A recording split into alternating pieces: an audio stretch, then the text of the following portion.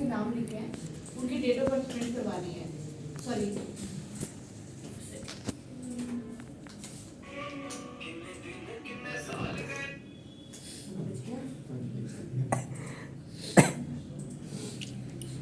Okay. बोले अब यहाँ पे ना कुछ जैसे कुछ बच्चे ने फॉर्म्स फिल किए उसमें कुछ एज भरी गई है। अब यहाँ पे एज का एक क्राइटेरिया है कि जो जॉब के लिए एलिजिबल है उनकी एज है 18 से 30 साल। अगर 30 साल से ऊपर किसी बच्चे ने फॉर्म फिल किया तो वो रिजेक्शन में आ जाएगा। तो हमने डेटा वैलिडेशन पे क्लिक किया और डेटा वैलिडेशन पे क्लिक कर दिया। यहाँ पे आपके पास आता है एनी वैल्यू। एनी वैल्यू की जगह हमने लिखा फोन नंबर।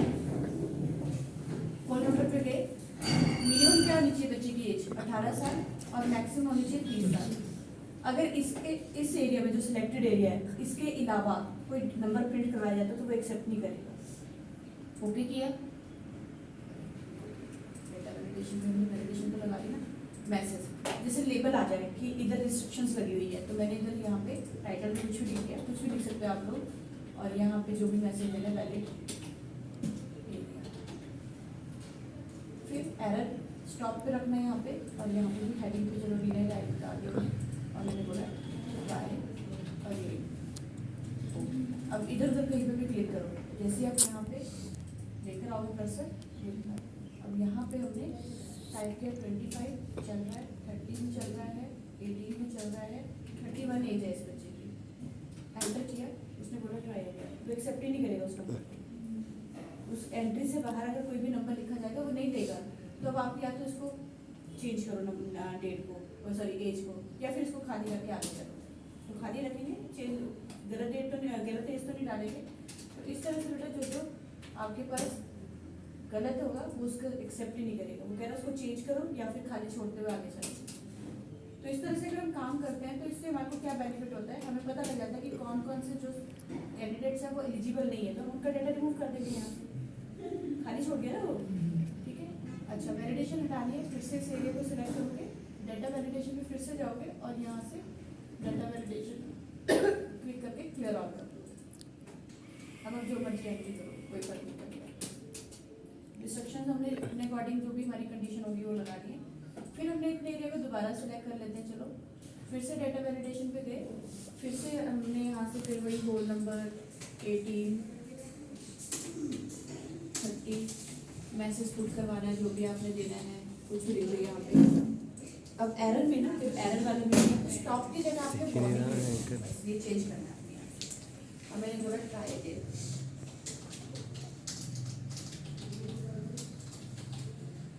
और ओके। अब देखो वो जो मैसेज मैंने दिया था वही आ रहा है लेबल में, ठीक है। अब मैं यहाँ पे टाइप करती हूँ 19 age, 20 age, 25 age, 31 age, enter. वो कह रहे ट्राई अगेन। उसमें तो मतलब ट्राई करने के लिए कह रहा था, इसमें वो आपको पूछ रहा है कि आपको कंटिन्यू दिस रॉन्ग एंट्री। अगर मैं यस करती हूँ तो मैं वो रॉन्ग एंट्री भी एक्सेप्ट करेगा। इसमें वो रॉन्ग एंट्री भी उठा रहा है, यस कर दिया। इसको चेंज करके हम चेंज भी कर सकते हैं। तो इस तरह से बेटा रॉन्ग एड्रेस को भी वो उठा सकता है यहाँ पे। तो अब जैसे हमने कुछ ऐसा हुआ कि हमने कुछ फॉर्म्स ले थे, हमने चलो कुछ रॉन्ग एड्रेस भी ले ली। चलो अगर कोई सीट्स बचेगी तो हम इनमें से मतलब सॉर्ट आउट कर लेंगे कि किसको हमने रखना है। तो अब हम वो एड्रेस चेक करना चाहते हैं जो हमने रॉन्ग उठाई है।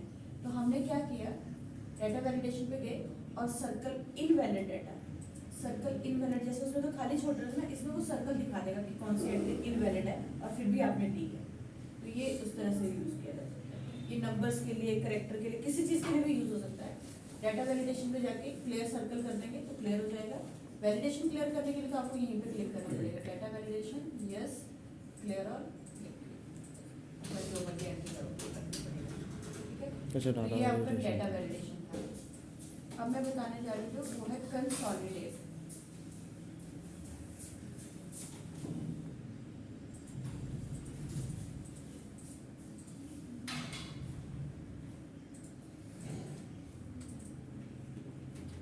कंसोलिडेट क्या काम करता है, सपोज यहाँ पे मैंने कुछ एंट्रीज की है,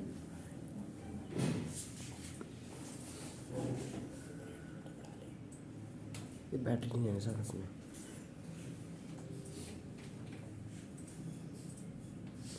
तू खुश तेरे को खुश कर पाओगे।